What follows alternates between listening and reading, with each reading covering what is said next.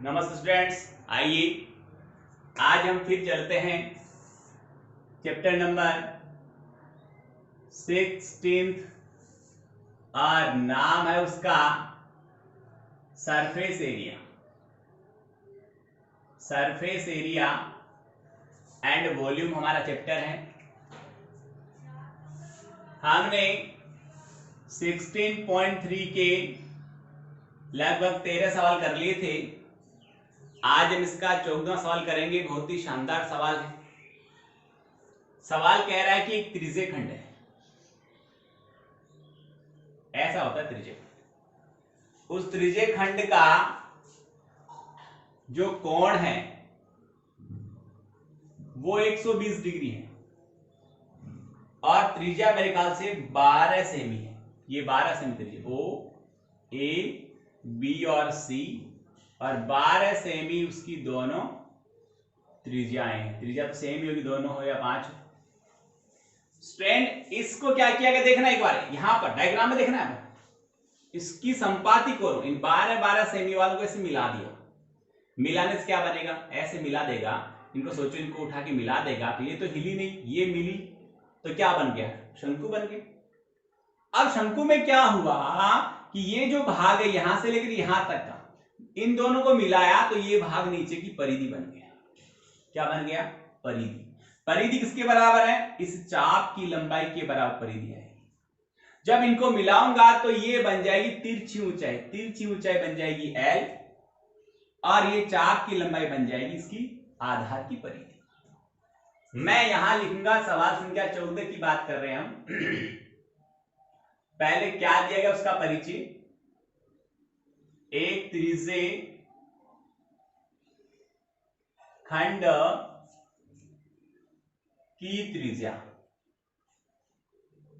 त्रिज्य खंड की त्रिज्या 12 सेमी और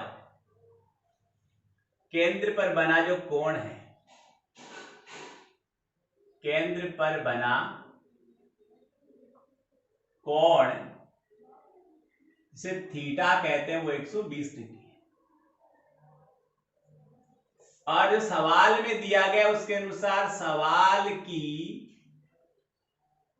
जो प्रतिबद्धता है उसके अनुसार सवाल की प्रतिबद्धता के अनुसार, पूरी लाइन लिख देना आप, मैं भी लिख देता हूं, अनुसार जब संपाति, संपाति यानी जो समान है, ये आकर मिलेगी, एक जगह आ जाएगी। संपाति कोणों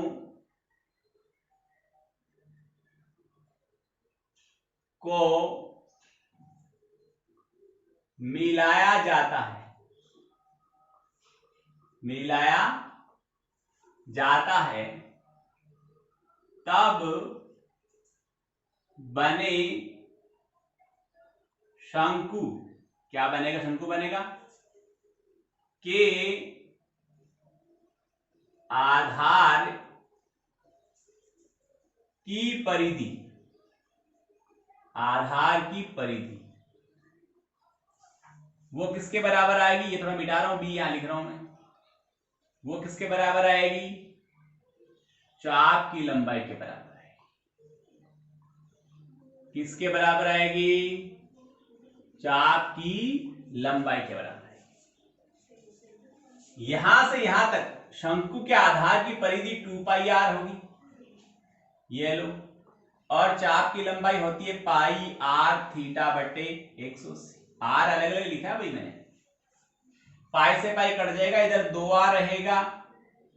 ये आर क्या है, चाप की लंबाई का आ रहा है। चाप की लंबाई किसकी होती है, त्रिज्य खंड के चाप की लंबाई होती है। त्रिज्य खंड में आर यानी त्रिज्या कितनी है, 12 है, लिखी साहब मैंने 12। थीटा कितना था 120, वो भी लिखा, और 180 नीचे पड़ा था वो भी लिखा। 60 के पाड़े से 2 बार कटा, 60 के पाड़े से 3 बार कटा, 3 का भाग 12 में 4 बार गया, 4 दूना 8 हो गया। ये 2 उधर गुणा में था, भाग में आएगा, त्रिज्या आ गई 4 सेंटीमीटर। कोई डाउट हो तो बोले, त्रिज्या आ गई 4 सेंटीमीटर। और इसी बात के अनुसार तथा शंकु की तिर्यक ऊंचाई स्लेंट हाइट ऑफ कॉन, तिर्यक ऊंचाई जिसे एल कहते हैं स्टूडेंट, वो त्रिज्य खंड की त्रिज्या के बराबर आएगा, तो वो आ गई 12 सेमी। आर आ गया, एल आ गया। अब इसका हमें निकालना है क्या, आयतन निकालना है। तो आयतन के लिए पहले आप शंकु की ऊंचाई ज्ञात करोगे। शंकु की ऊंचाई h बराबर L square minus R square का अंडर रूट h, एल का स्क्वायर एल 12 है 144, त्रिज्या आर 4 है, 4 का स्क्वायर 16, 144 में से 16 घटेगा तो 128, 128 का वर्गमूल 8 रूट 2 होता है। h आ गया, h निकाल लिया, r पड़ा है। शंकु का आपको क्या चाहिए स्टूडेंट्स, आयतन चाहिए। आयतन 1/3 पाई आर स्क्वायर एच होगा, जो आप वैल्यू पुट करके फाइंड आउट कर लेंगे।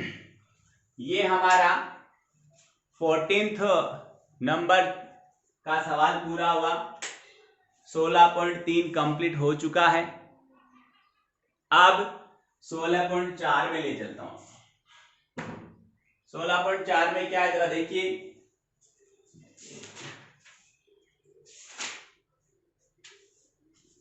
अब हम गोले की बात करेंगे। ये सवाल देख लिया होगा, अच्छी तरह उतार ले, समझ ले। अब हम बात करेंगे गोले की, 16.4 की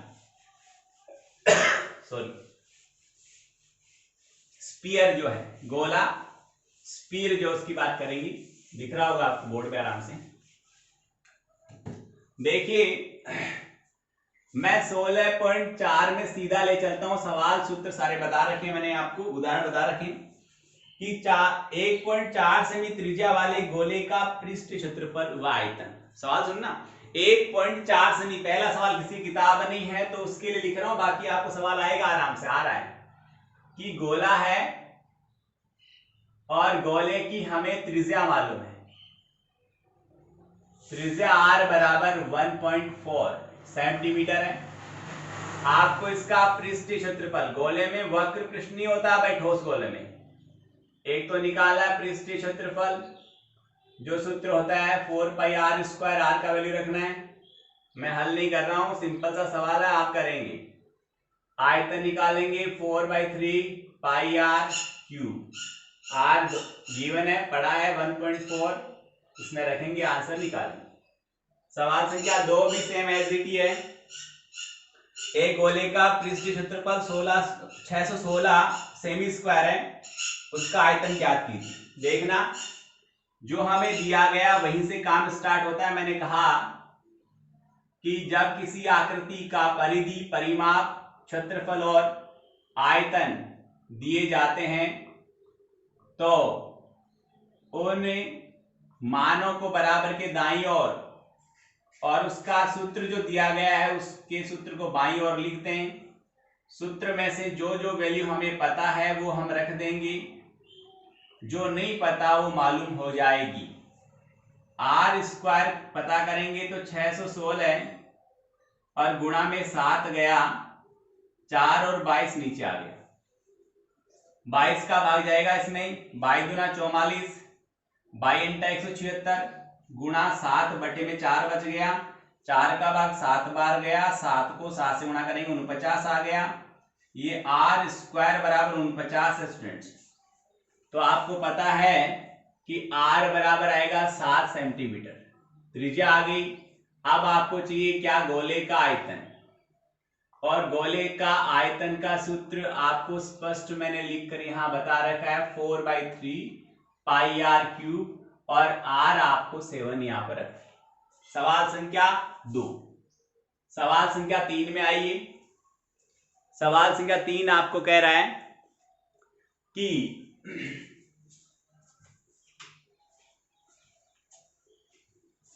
सवाल संख्या 3 आपको कह रहा है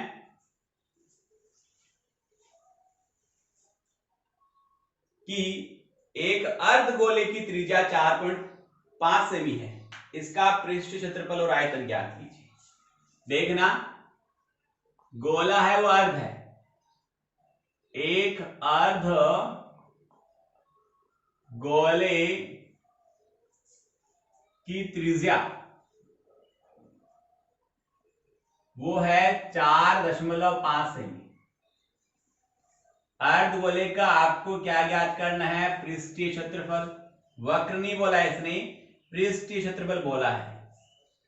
तो गोले का पृष्ठीय मतलब संपूर्ण पृष्ठीय क्षेत्रफल की बात कर रहा है। यहां पर आपको कंफ्यूजन हो तो मैं लिख देता हूं, संपूर्ण पृष्ठीय क्षेत्रफल किसका? अर्ध गोले का। स्टूडेंट मैंने आपको सूत्र लिखवा रखा है, अर्ध गोले का संपूर्ण पृष्ठीय क्षेत्रफल 3 पाई आर स्क्वायर आता है। आर की वैल्यू दे रखी है, आप पुट करेंगे और इसको हल करेंगे। फिर उसने पूछा आयतन, तो पूरे गोले का आयतन ये होता है, समझ लो आप ही करेंगे। पूरे गोले का आयतन ये होता है, तो आधे गोले का निकालोगे तो यहाँ 2 लिख देना और कोई चेंज नहीं होगा। 2/3 पाई आर क्यूब। ये सवाल संख्या 3 हो गया। 4 की बात करते हैं।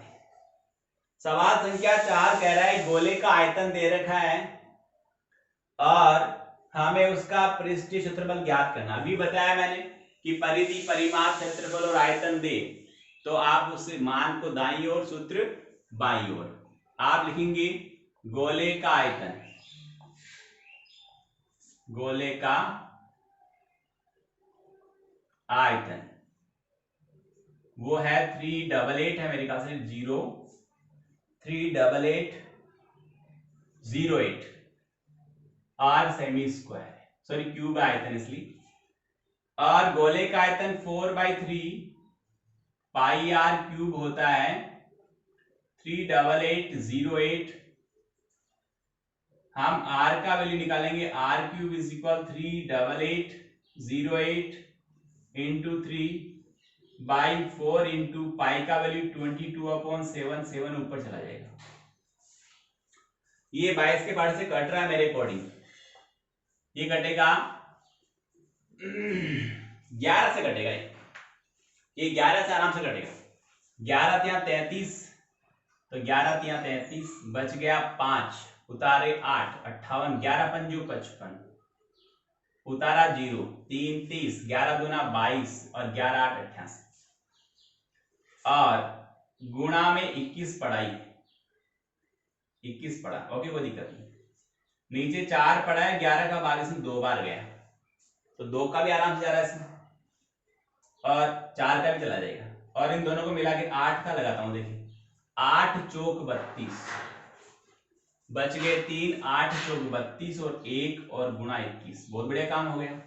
हमें इधर आर क्यूब पड़ा है, इन तीनों को मिलाएं तो 21 की घात 3 बन गए, क्योंकि 21 की घात 2, 21 की घात 1, 21 की घात 3 दिख रहा होगा आपको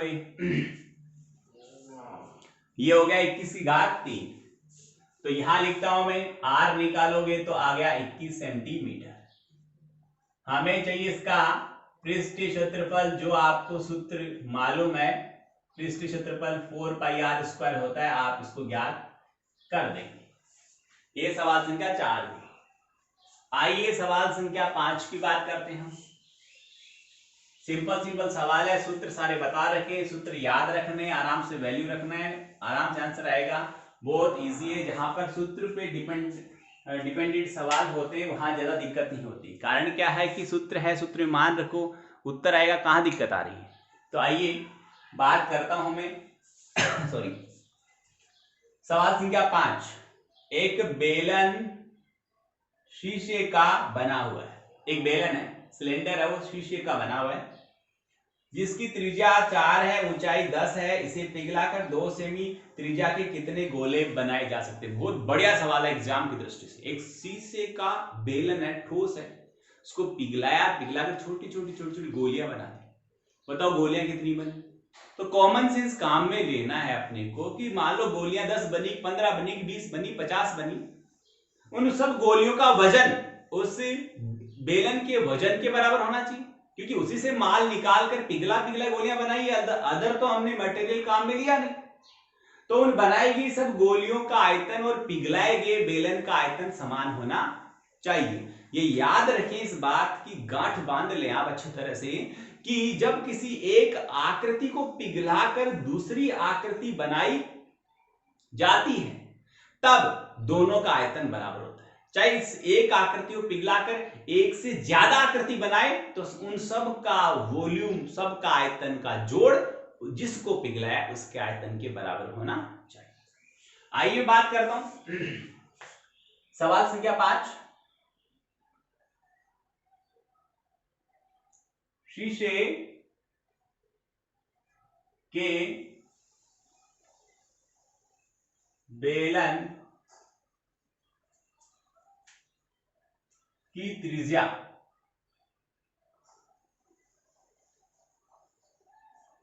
R बराबर 4 सेमी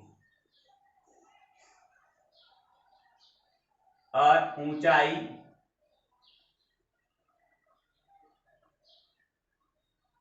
H बराबर 10 सेमी।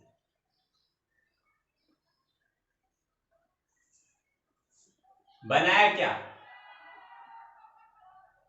इसे पिघलाकर, जब इसे पिघलाकर,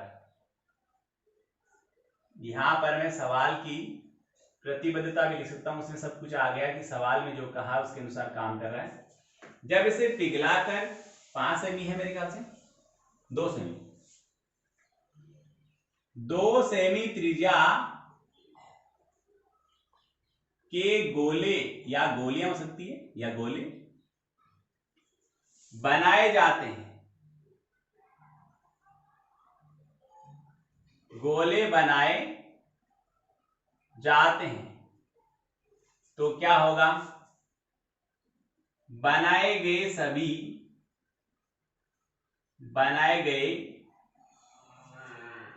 सभी गोलों का आयतन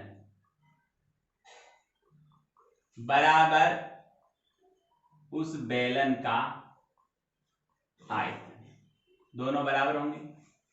गोला बनाया, पता नहीं कितने बनाए, मान लिया n है, या आप चाहो तो मैं लिख भी दूं, माना n गोले बनाए जाते हैं,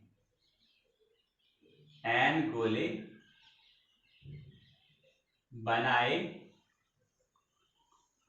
जाते हैं, तब n गुणा 1 गोले का आयतन बराबर बेलन का आयतन पाई आर स्क्वायर एच, दोनों अलग अलग लिखा है। पाई से पाई कैंसिल हो गया, n पड़ा ही है और 4/3 भी पड़ा है। जो गोला बनाया उसकी त्रिज्या 2 सेमी है तो 2 गुणा 2 गुणा 2, पाई से पाई कट ही गया। इसकी त्रिज्या, ये त्रिज्या थोड़ा अलग लिख दिया, यहां ये लो कैपिटल आर कर देता हूं और इसको कैपिटल एच कर देता हूं। Okay, capital H. तो ये रहा, आर का वैल्यू था 4 × 4 और एच का वैल्यू 10 था। कोई दिक्कत नहीं, एन का वैल्यू आ जाएगा हमारे पास 4 × 4 × 10 × 3/4 × 8। ये 4 से 4 कैंसिल हुआ, ये 2 टाइम हो गया, ये 5 टाइम हो गया, टोटल 15 गोले बनाएंगे। ये स्टूडेंट हमारा हो गया सवाल संख्या 5 16.4 surface area and volume chapter का। अब सवाल संख्या 6 पे आता हूं, आराम से देखते रहे, वीडियो को 2 बार चलाकर देखें, 3 बार देखें, समझ में आएगा। नहीं आता मेरे से पूछे, जरूर आएगा, एग्जाम्पल करें, सवाल करें। सवाल संख्या 6, एक खोखला गोलीय शेल, खोखला शेल मतलब गोल, मतलब अंदर अपन टेनिस की बॉल देखी हो जो अंदर से खाली होती है, बाहर एक कवर ही बनाता है। एक प्लास्टिक की बॉल भी आती है छोटे बच्चों के लिए, वो भी अंदर से खाली होती है, कवर ही होता है, वो खोखला गोलीय शेल होता है। ठीक है, वो 2 सेमी मोटा है, उसकी परत है, वो 2 सेमी मोटी परत का बना हुआ है। उसकी बाह्य त्रिज्या 8 सेमी, बाहर की त्रिज्या है, देखो ये जैसे मेरा हाथ है, ये उसकी परत है, 2 सेमी मोटी परत का बना हुआ है। बाहर की त्रिज्या है वो 8 है, जब अंदर आऊंगा तो 2 सेमी कम हो जाएगा ना, तो बाहर की त्रिज्या 8 है, अंदर आऊंगा 2 सेमी कम हो जाएगा, 8 में से 2 घटाऊंगा, अंदर की त्रिज्या 6 ही तो बची, अंदर की त्रिज्या 6 और बाहर की त्रिज्या 8 है। अब कह रहा है इसमें लगी धातु का आयतन, तो यहां पर मैं सूत्र भी लिख दूं आपको, गोलीय कोश या गोलीय शेल, कोश लिखता हूं मैं यहां पर, गोलीय कोश का आयतन या गोलीय कोश में पूरी भाषा लिखता हूं, लगी धातु का आयतन वो होता है 4/3 pi braces r1 cube minus r2 cube.